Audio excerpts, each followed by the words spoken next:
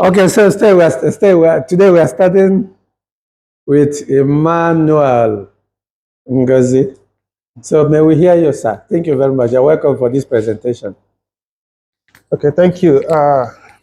My name is Emmanuel Ngozi from Nigeria. Today we talk about John Stuart Mill. He's a political philosopher and thought. We start from introduction.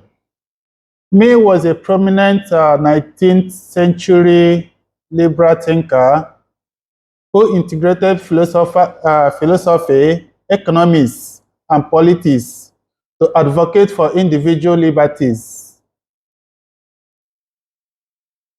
For individual liberties, ethical principles, and social reform.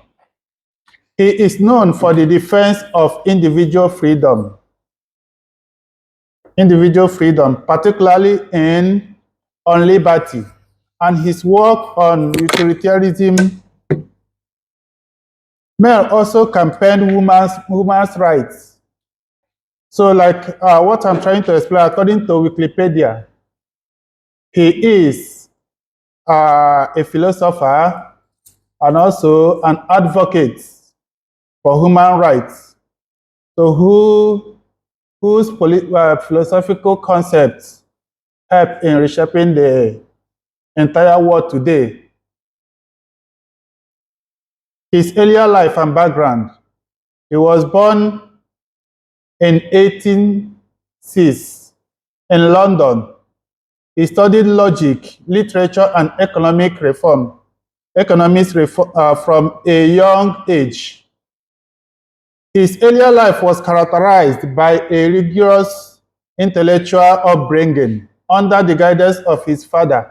His father's name is John Mill, a prominent philosopher and economist, where he began studying Greek at a very young age and was immersed in advanced philosophy and economics even before his teenage years, leading to a higher developed intellect from a young age. So he was, when he was so young, he was so interested in knowing the real life and the political, philosophical history of the world, which his father, John Mill, was part of those who grew him up in becoming what he is today. The key word, a system to logic, 1843. His system of logic led out of the foundation of inductive reasoning, which means drawing general conclusion from specific observation. He argued that both science and philosophy should rely on empirical evidence, which is what we see, and follow a logic structure to form valid conclusion. So on this, he's trying to say that before that the whole world or people should involve in empirical evidence, which is what you see. You cannot judge what you don't see. You only judge or proving what you see. Especially his these philosophical concepts involve people who are scientists. Before a scientist can analyze whatever they have or proving what they have to get a concrete evidence, empirical, so that people will see and know that what he or she is arguing is so ethical. Logic structure also. So he came about liberty and government. He argued on liberty on 1859 is one of his most famous work, where he passionately defends individual freedom against the control of society and government. He argued that every person should have the right to pursue their own good in their own way. On this aspect, he said that every individual have the right to pursue their own good the way you want to handle it, so far it doesn't affect anybody, so far it doesn't kill anybody, so far it doesn't take away the freedom of other people. You have the right to do what? To act, to pursue your own goals or your own good the way you want it without anybody's interference on this. So as long as they don't harm others, the idea is known as harm principle. He believed that people should have freedom to think, to speak, and act as they choose. You have the freedom to think, to speak, and act the way you want or the way you choose. Society or government should only interfere to prevent harm to others, not just because it disagrees with someone's choice. The society and the government, they only interfere on how to prevent harm to others, which is the main objective of the government and every individual, good citizen, how to prevent harm from others. So whatever you want to do in order to prevent harm, or whatever that you feel that is good for you without harming other people, you have the right to do it. You have the freedom to think, to speak, and to act the way you want to act, so far it doesn't affect your fellow human being. So his work becomes a cornerstone of liberal political thought and remain influential in debate about free speech and personal development. So the harm principle. The harm principle is a key idea in John Stuart Mill political philosophy. It says that people should be free to do whatever they want in speech, religion, or lifestyle. Your religion, you can decide to become a Christian, a Muslim, or whatever you think you believe in. Your lifestyle, you can decide to do whatever you want to do with your life, so far it doesn't affect other people. Whatever you think you can do that fits or that makes you happy, the way you want to live your life, you are free to do it without the interference of anyone. So according to him, the state and society have no right to interfere with someone's action just because they disapprove or think it's wrong, unless this action causes actual harm to others. So the society, they don't have any right to interfere on whatever you want to do, even if they disagree or they don't approve on your own opinion or whatever you want to do. It's none of their business. So far it doesn't harm anybody. You are free to do whatever you want to do.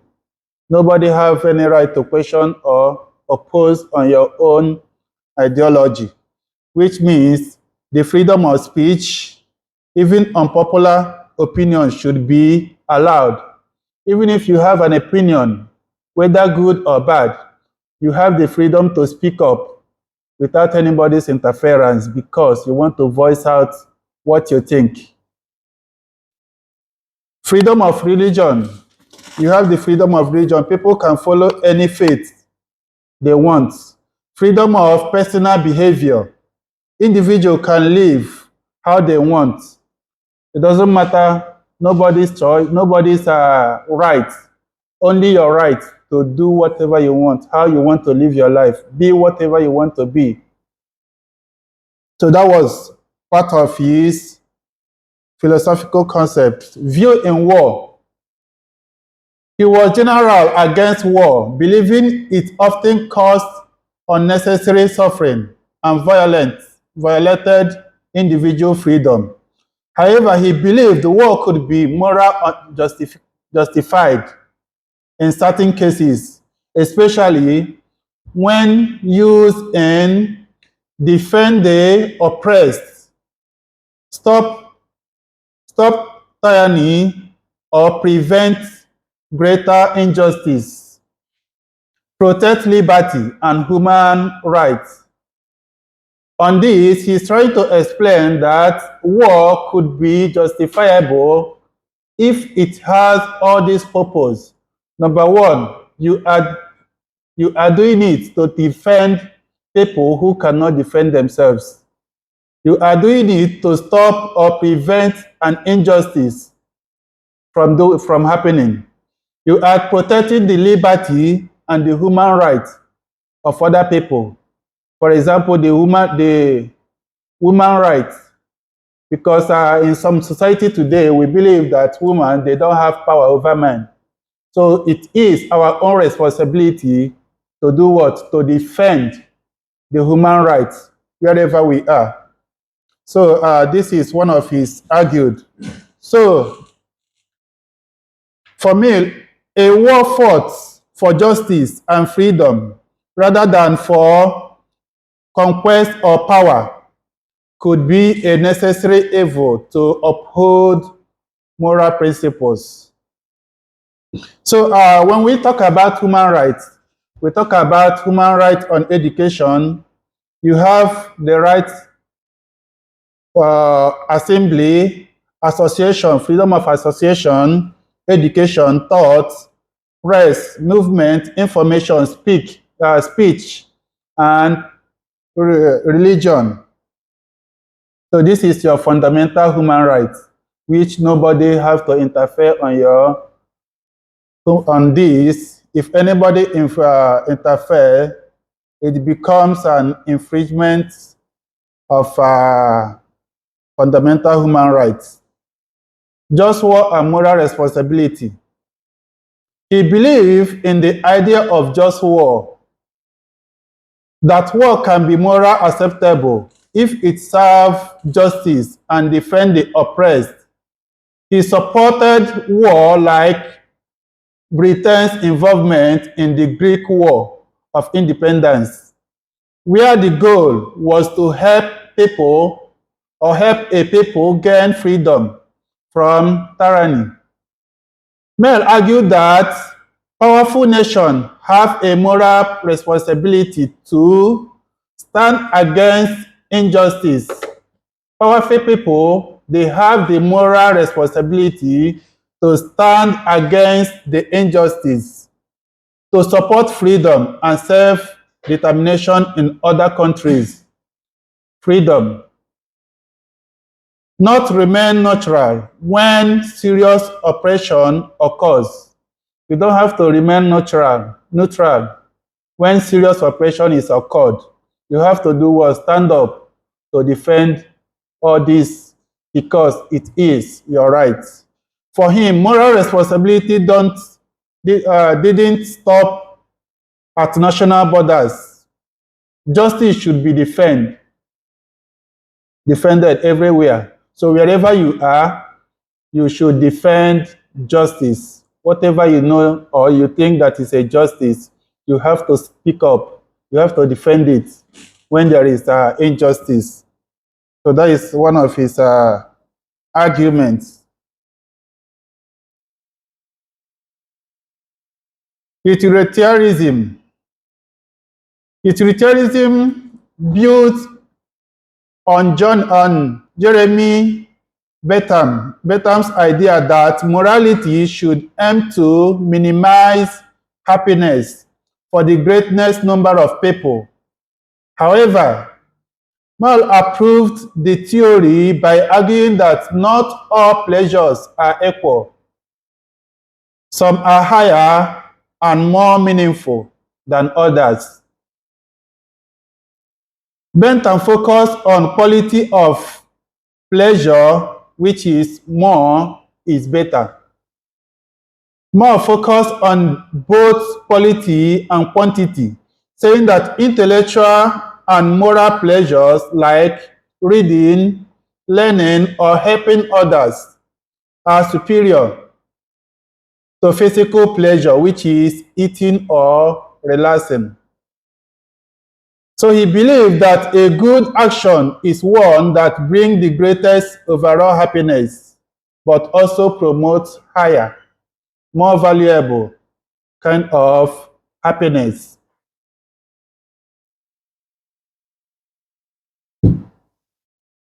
Advocacy for social reform. He was a strong advocate for social reform and believed that a just society must promote equality and fairness for everyone. A just society must promote equality and fairness for everyone. In the subjection of women, he argued for women's rights, including education, legal equality, and the right to vote, at a time when such ideas were radical. He believed that gender equality was a form of oppression that harmed both women and the society. He also supported the universal education, improved working conditions, and voting rights for all citizens, not just the wealthy. So he believed that education, equal voting rights, or work condition is not only for wealthy people, both women, the poor people, every individual have the right to access, have the right and access to this without anybody's interference. So he reformed where grounded in his belief that a better society is one where everyone has the freedom and opportunity to develop their potential. So a better society or he believed that everybody have the equal rights to his freedom and opportunity to develop his potential, which makes a better society. Freedom of speech. He strongly defended the freedom of speech, believing it was essential for truth, personal growth, and social progress. He argued that all ideas, even false or unpopular ones, should be allowed to be heard. Whether you argue, whether false, unpopular, no matter how you put it, first of all, you have to allow people to voice out their idea. Listen to them. They can make sense from nonsense. So just give them a little listening ear to avoid conflict or violence. Why?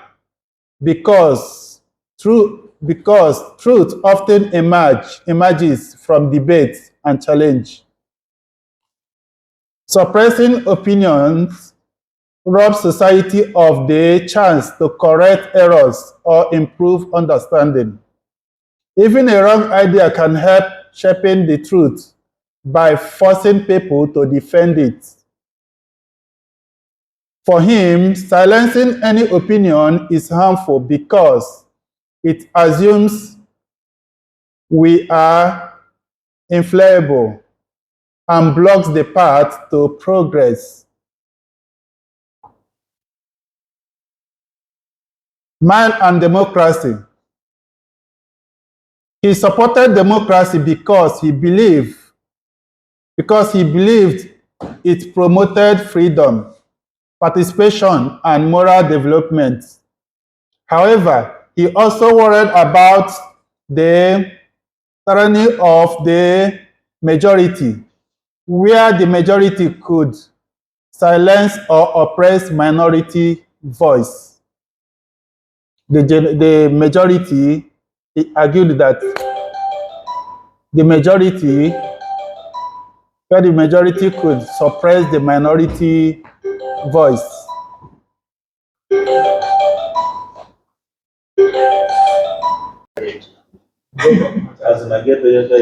Okay, to prevent this, he proposed some controversial idea, such as popular voting. He believed that more educated or incompetent citizens should have more votes than less informed ones.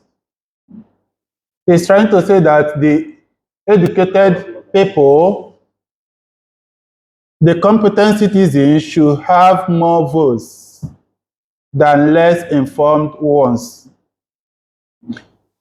His goal was to improve the quality of political decisions, not just to favor the rich, but it was still criticized as elitist.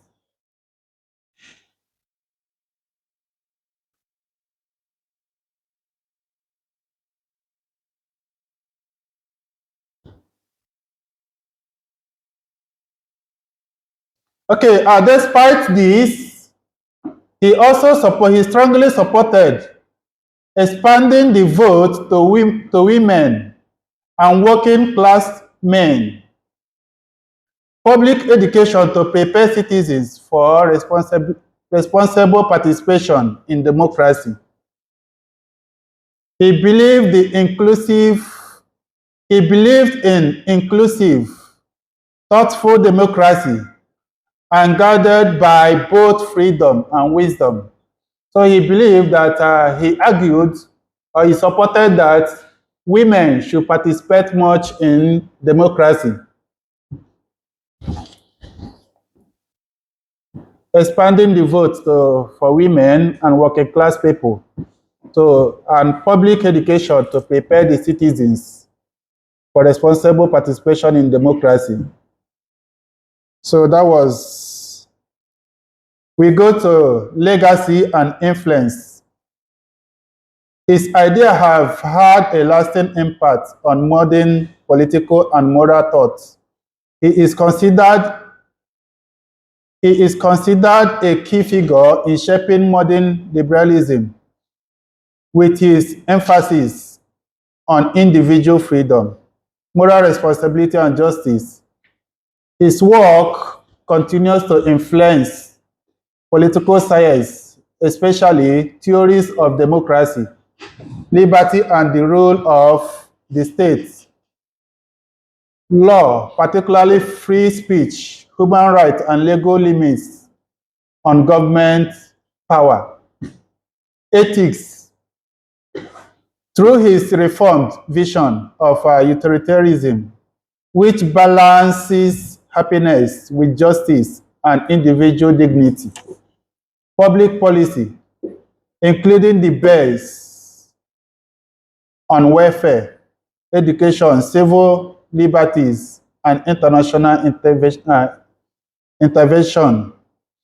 He committed to reason, freedom, and progress, makes his philosophy relevant to many of today's global challenges. Criticism and debates. While he is widely respected, his work has sparked important criticism and debates. So many people criticize his work, which led to a debate on different aspects. Plural voting. His idea that more educated people should have more votes was seen as elitist and undemocratic, even though he meant it to improve political decision making. So they argue that his idea that educated people should have more votes People argue that this is an undemocratic process, that even the less educated people, uneducated people, they also have the same rights, just as educated people. So on liberty versus utilitarianism, some critics argue that there is a tension between his commitment to individual liberty, which is freedom for all, and utilitarianism, doing what benefits the majority. They question whether minimizing happiness might sometimes justify limiting freedom. Foreign intervention. Weimar supported war to defend freedom, like the Greek War of Independence. Criticized debates whether this justifies interfering in other nations' affairs, and whether such action risks turning into imperialism.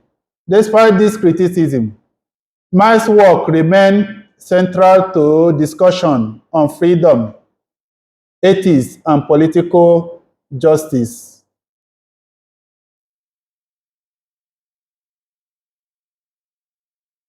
In conclusion, Mill remains the virtual figure in political theory and philosophy. His work offers a powerful vision of a society built on freedom, responsibility, and justice. Mill championed individual liberty as essential for personal and social development, moral responsibility through utilitarian ethics, and social reform to promote equality and protect the vulnerable.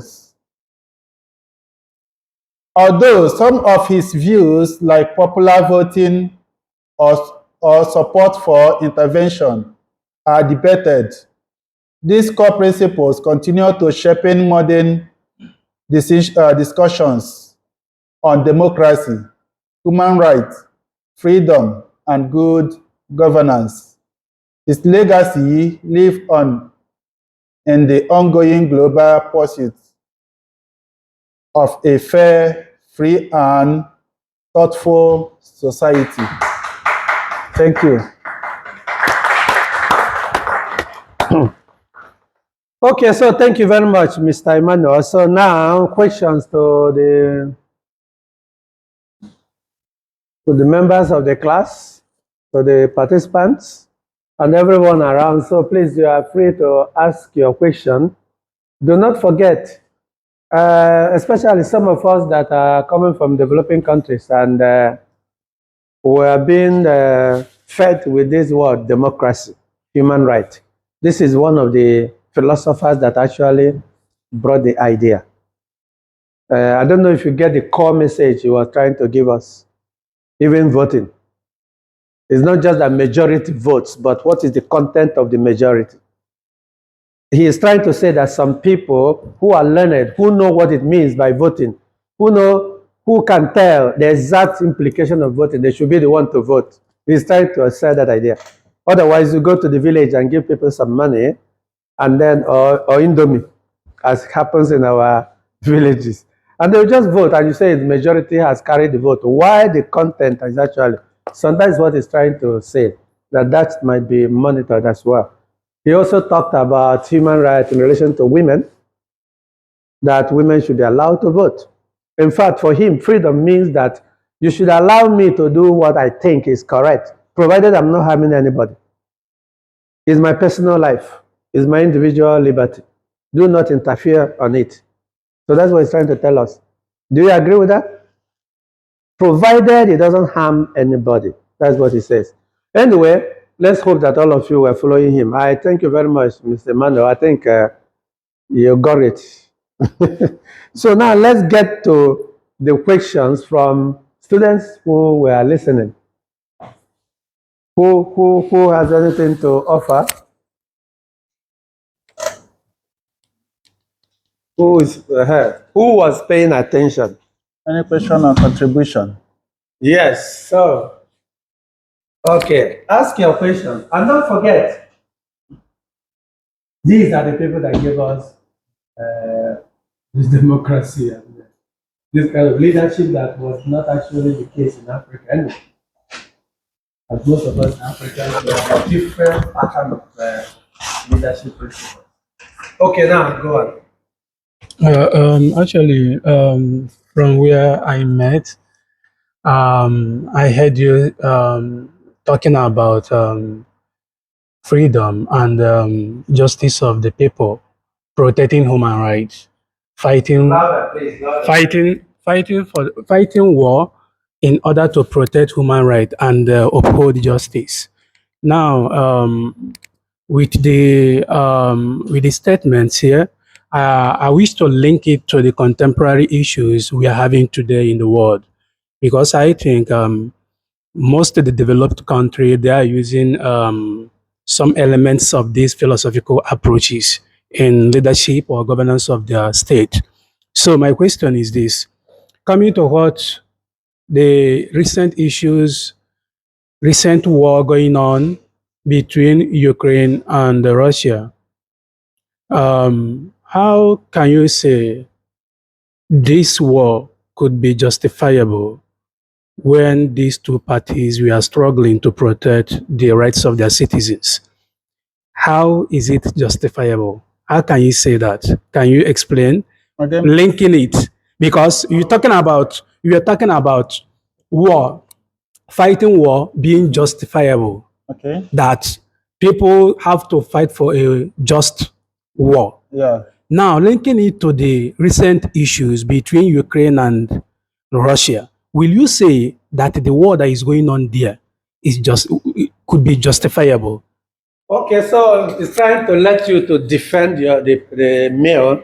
Of course, you are not the one, but you are defending him. So how can you justify it when this man says that war can be justified, provided you are preventing something, you are preventing more injustice, or provided you are preventing the higher ones from oppressing the lower ones. So how can you justify it? And he cited the issue of Ukraine and Russia. I don't know whether it's a good example, but what have you to say?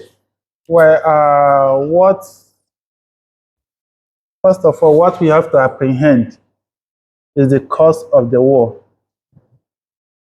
Why are they fighting? Are they fighting for their rights? Or they are fighting just maybe for their own personal interests?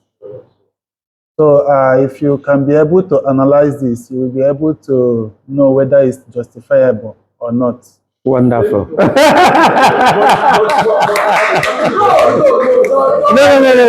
Let us. He has not finished, but the premise. No, he has not. He has not finished, but the premise was wonderful. No. The point is that he has not finished, but the premise was wonderful.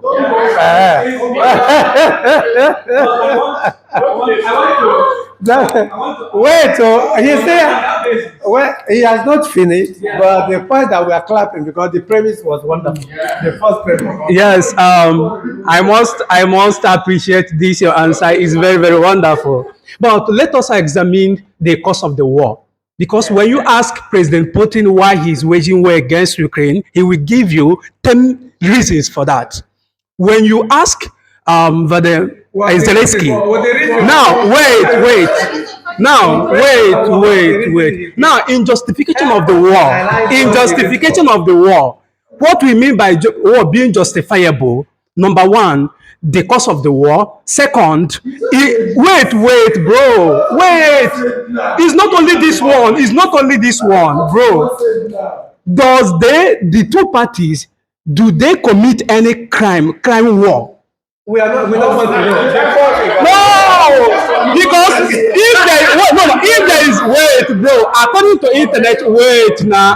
international law, I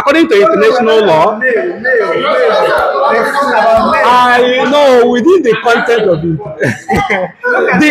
Because stop tyranny or prevent greater injustice, fraternity, and human rights. Now, if you wait.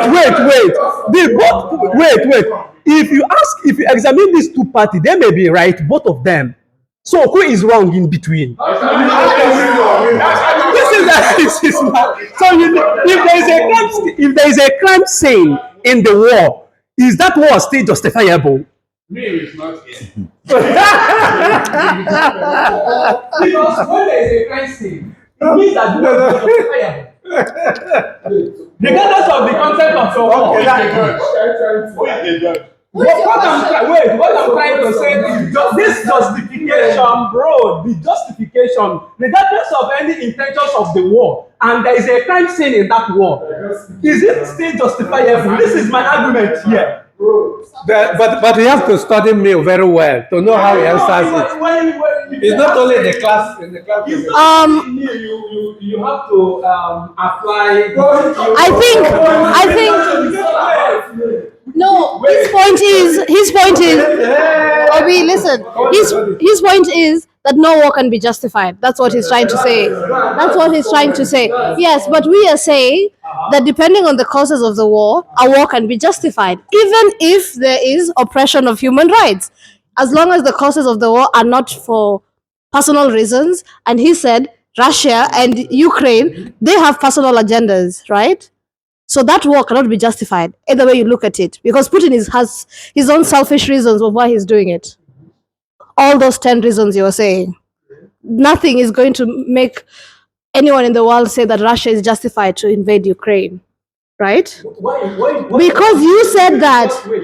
Is it because Russia is more powerful than No, it's not because that. Because they have no valid reason for invading Ukraine, as Ukraine was already a sovereign state. Yeah.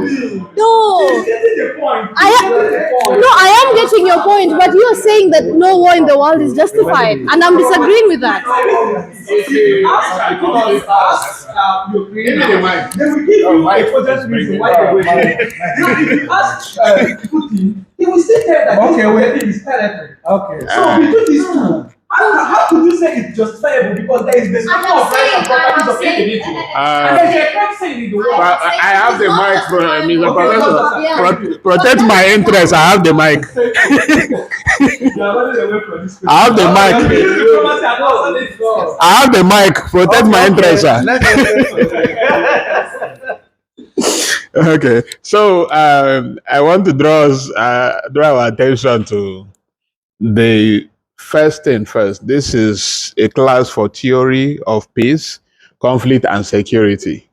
So the segment we are actually handling now, I stand to be corrected, is the segment that is trying to explore different philosophers and link their contributions to this very class subject or topic, as the case may be. So most of the things we are doing now is, after talking about a philosopher, we'll check how their work have contributed to peace, conflict, and security in the world. However, whoever is doing the presentation is not the philosopher.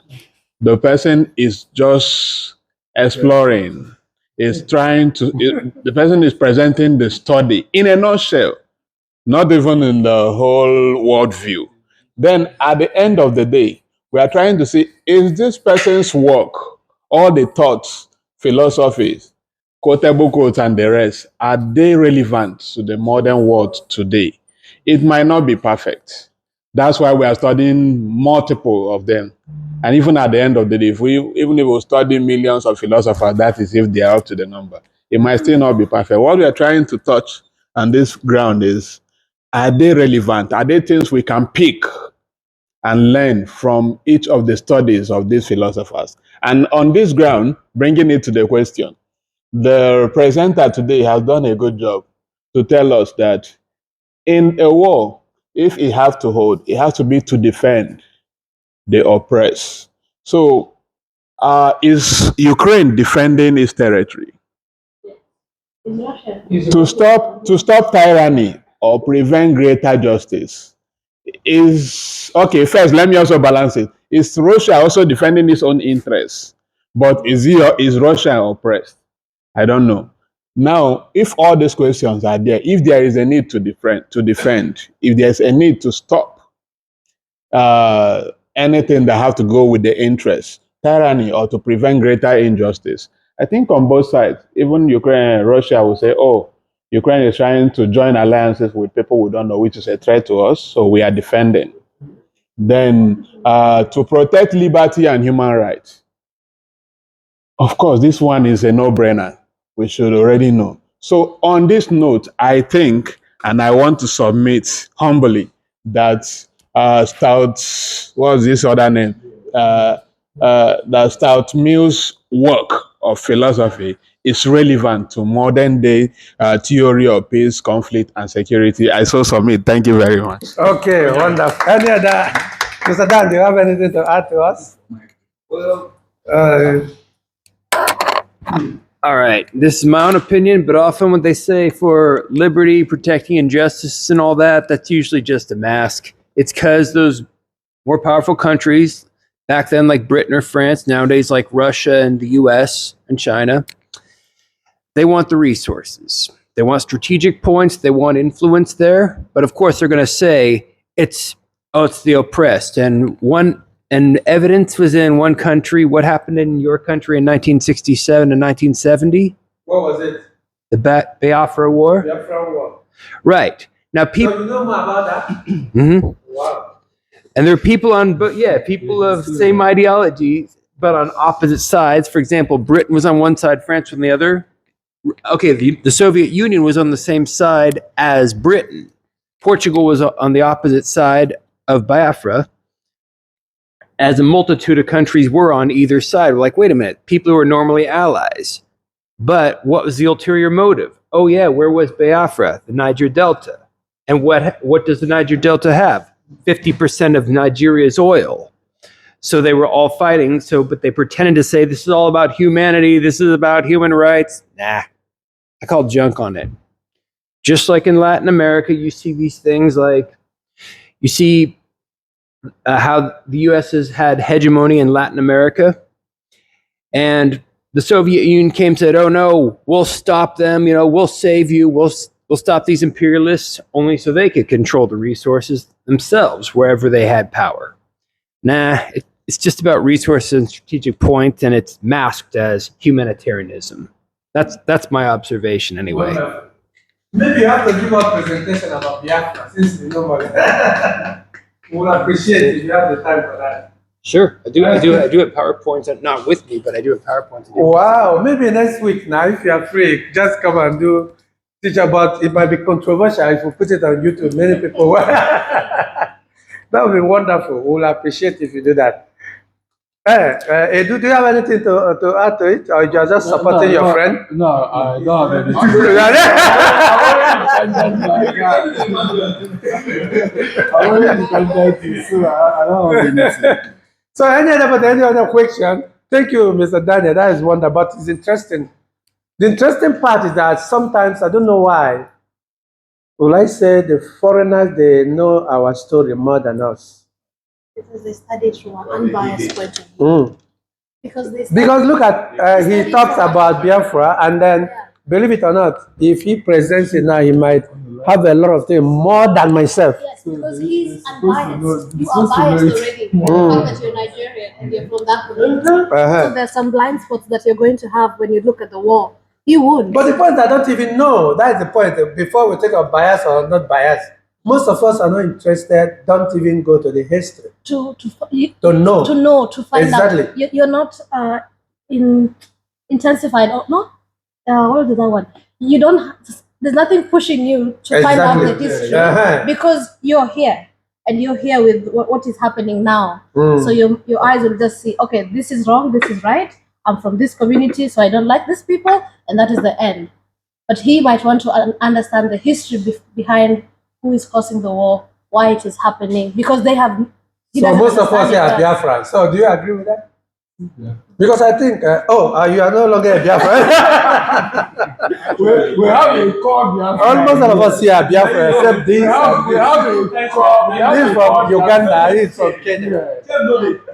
We have a core Biafra. Huh? If you say anything against them now, they will fight. You are denying of being your Biafra. Is it because of money or what? No, I'm not denying. I'm not denying, but not that. No, I'm not disputing the fact of maybe Biafra war or whatever. But I'm just pointing out. That most of us are supposed to know the story and not interested. I don't think not really that we are not interested, but there's nothing is pushing us to know. Because for me at the moment, like I think there are other things that I'm supposed to learn because that one is in the past. There's nothing pushing. Well, hold on. There's nothing pushing me to that now, unless maybe question or anything come up.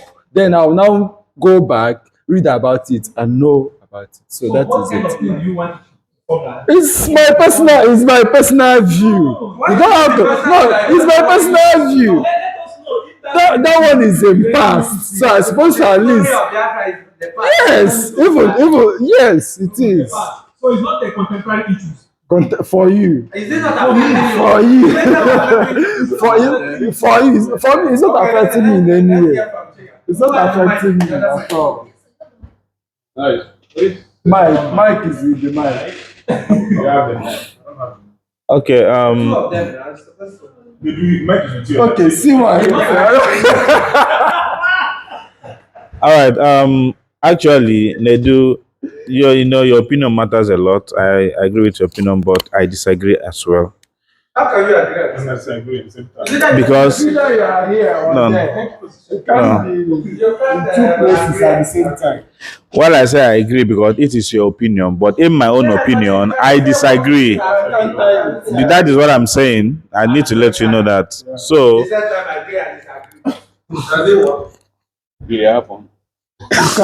I've just correct. I said that is his own opinion. Fine with him. Fine, but in my own, good. That is what I'm saying. I agree and disagree. Oh, Prof.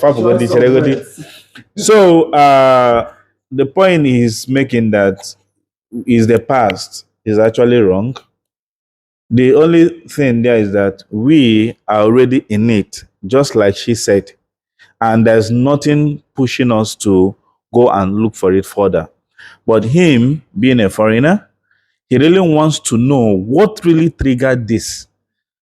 How did it happen? When did it start? And why? But us, we're already in it. So we don't really, we are seeing it already. Him, he's not seeing it. But we are seeing everything. He is not seeing it. He's a foreigner. He's not there with you. He's not in Africa with you. So he's going deep to study about it.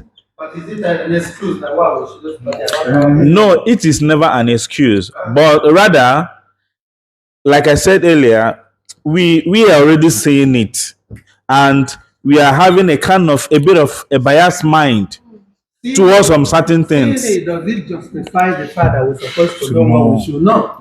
Or just may see it. Because it's affecting you. Knowing anything It's affecting us on daily basis everywhere. So let me say something on this. For me, I don't really think it's Biafra alone. I think most of us Africans, we don't really know much about our continent. We know more about other places than our own very continent.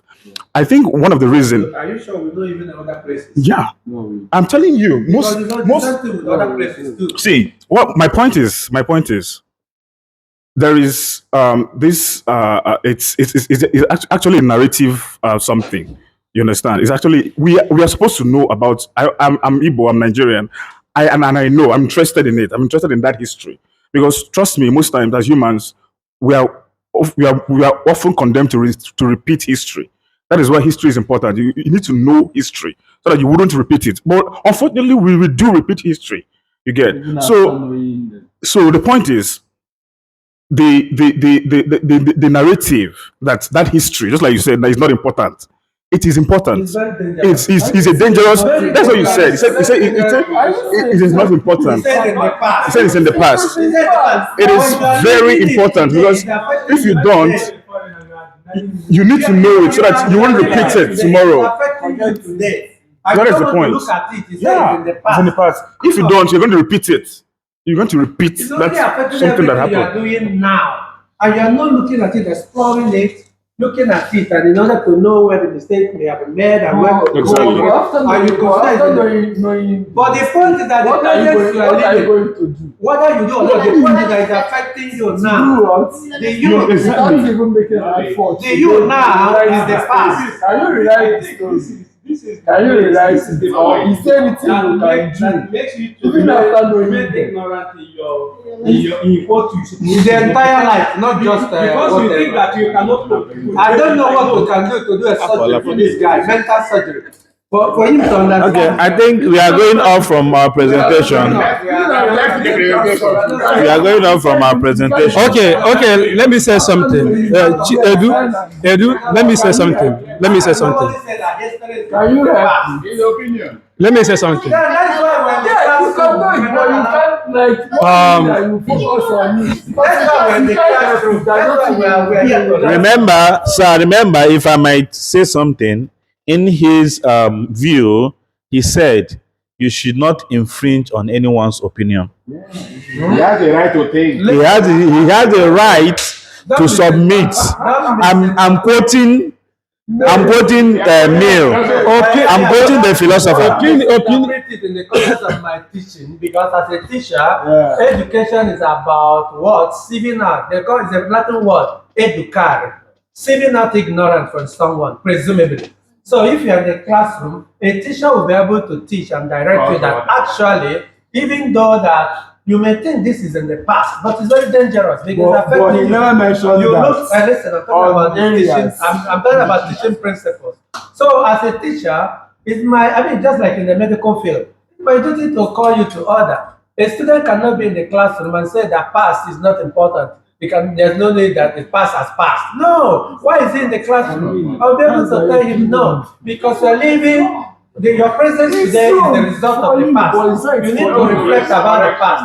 You need to think about the past. So from getting it from the past, probably you can look at the future. That's not what the man said. Even if you reason it like that, as a teacher, I have to make sure my classroom. If you are coming to the classroom, you are coming to learn, is it not? Yeah. Otherwise, you sit at home. There's no need coming here. But if you have decided to come to the class, it's presumed that you come here to act to something. So you go home with something. That's where I come in now, not mail. You get that?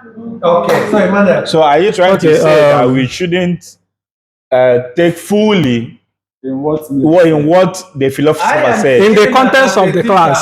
Let me answer. In context of Let me outside Because I'm Listen. okay. For you, just like Dixon said, for you to really understand philosophers, please read more about them. What we did here is a synopsis, the cursory look of their presentation. This thing you have read, that you have seen today, please, is a volume of notes. In fact, to even understand this concept of harm principle, a lot for you to get to understand so that you will not misinterpret. That's how philosophers present their matters. Don't forget, my field is philosophy too. So you cannot just come in the classroom and sieve a sentence of a philosopher, and then you may be deceiving yourself. You have to go deep. So what I'm trying to say that even after that, we are not in a marketplace where women just talk and go home and come back tomorrow. We are in the classroom where a teacher facilitates the classroom. And the essence of being in the classroom is presume that you don't know something. And that is why you spend your time to come and sit here to listen. So when you have some ideas that probably may not be acceptable, it's the duty of the teacher to call you to order. Yes, this is your opinion, but then this is a fact. And we have to go by that. Get that? Okay, so Emmanuel. I think what what makes citizens of Nigeria not to? I'm with Mike already. Yeah. What makes them not to be interested in that is that first, there is I don't know the year Nigeria bound history first, because that is where we have to start with.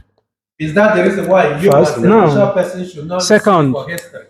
even though you Hello, see it hello, now, Mr. Man. it can be. Is that the reason why, even if it is banned, but you have been reading newspapers, you have been on Facebook, you have been on TikTok, reading other things? Is that why you, as a master's degree student, should not seek or go after history by yourself? Because everything is online. If you want to.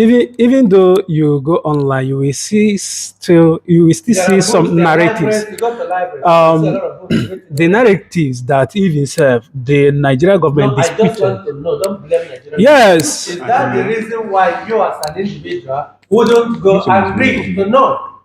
Well, number one is that the country we live I am in. not talking about the country. How can you source it? How can you source it? How can you source it? Because You can, even though you go, no. Even though you go to internet, you may not see the correct thing here. Internet. You, as a mature individual, responsible individual, who may have discovered and known the reason that is very important to know history. Yeah. Who is preventing you from doing that? There is no material over there.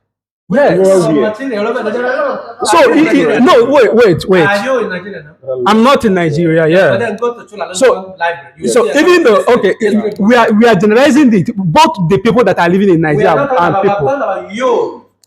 Me as an individual. Yes. Actually, I know my history. I know where it started. Then I know my history, but I'm trying to tell you why most of people. Tell us. Let's start with you. Because I know my history. We need you to start with. So even other people. Yeah, actually, I know my history and I know my identity. Sure really I know very sure of that. I know very sure of that because it gives me a sleepless night. So my contribution is this, because I wanted to say in general view why many people, like he said, he don't feel interested in reading notes about it. You understand? Who? Chinedu. Are you still holding on to that error? It's an error already. I have to accept that it's an error. It's an error. We don't need to repeat it. Because I want to use his own case to generalize the view. No problem. It's an error. It's an error. It's concluded. We don't need to be emphasizing on it.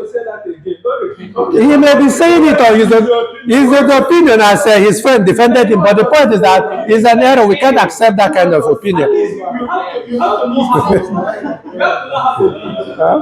got to ask you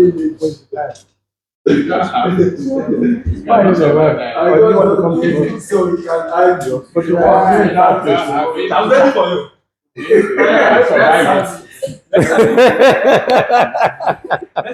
Mr. Daniel, please, can you add something for us? Because at least we are just arguing from our own continental perception. Well, Did you have one or two things there from your own perspective? all right, from my own perspective about people not learning from history, here's a question. Who owns the majority? Okay, Nigeria is number 5 for oil production, right, in the world?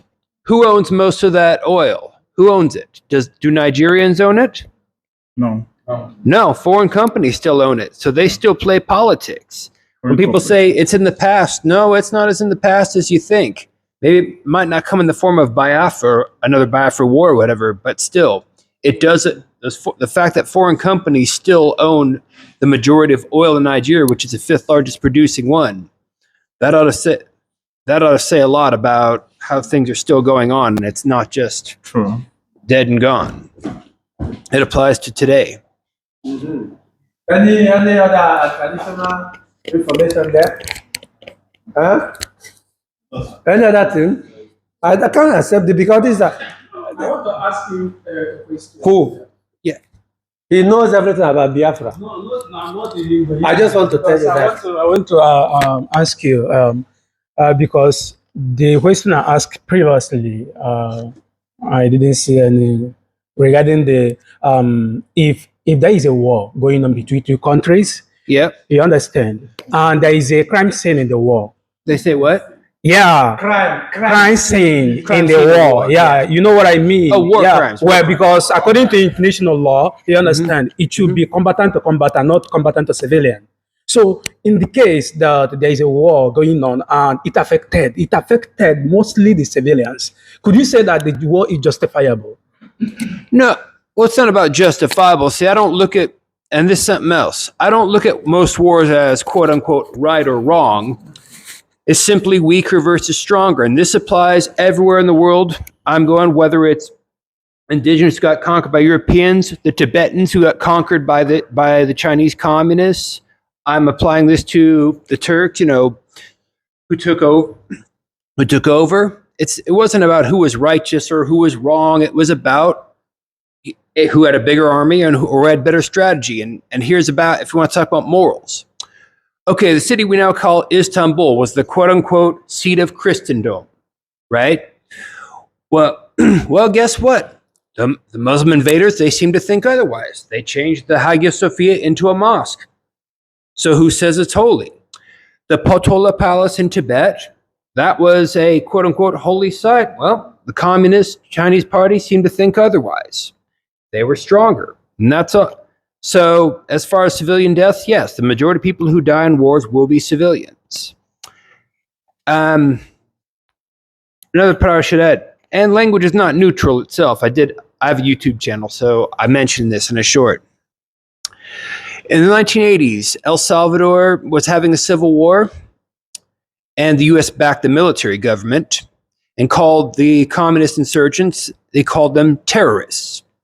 Meanwhile, in Nicaragua, there was a communist central government and there were right-wing insurgents, which the U.S. backed. Well, the U.S. called them freedom fighters and, quote-unquote, the moral equivalent of our founding fathers. So now, it's not about morals, like I said before. It's just about resources and strategic points. You get that? Oh, thank you very much. So any other question from any angle? Okay, in absence of any other question, we can move on. So Emmanuel, thank you very much for your presentation. Thank you.